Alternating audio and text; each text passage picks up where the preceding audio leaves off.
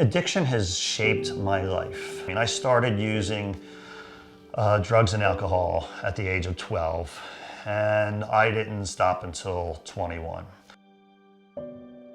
My experience with addiction is at a very young age. I was left alone to venture for myself, and I first got drunk when I was 12 years old.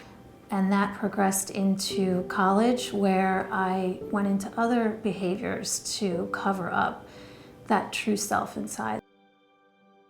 The family itself couldn't really see that it was part of the problem. And quite frankly, this was all normal to me. This was the normal reality. And it was the normal reality pretty much in the whole neighborhood I grew up in.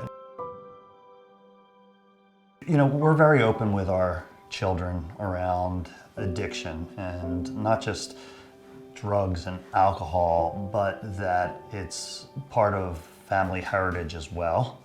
And I think we've been talking to them from as early as 2 to 3 years old.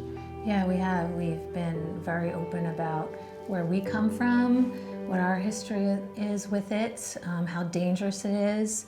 And then that's a progressive conversation that we've continued with them to where they are now at 7 and 10. And we established some guidelines, like our kids know they can come to us and talk about anything that they may be experiencing. Absolutely, and they feel comfortable doing that. They feel voluntarily now that they can come and ask questions, and there's no shame in anything that they ask us. The only way to really help set them on a path where they'll be able to navigate today's society and to potentially deal with addiction, it's establishing trust now. When I was growing up, I couldn't talk to anybody about anything that happened. Right, it was this don't talk, don't feel, keep everything a secret. Yeah, and that just keeps the family dynamic really sick. This is our family history, and there's nothing to be ashamed about it, but you just need to be aware of it. We're not going to tell our kids a lie about where we came from.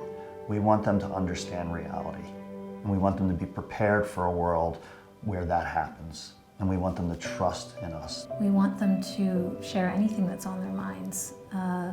And now, as I said, they'll come to me right after school, and I don't say anything. They just blurt out everything that happened and what's going on, and you know, that to me is heartwarming.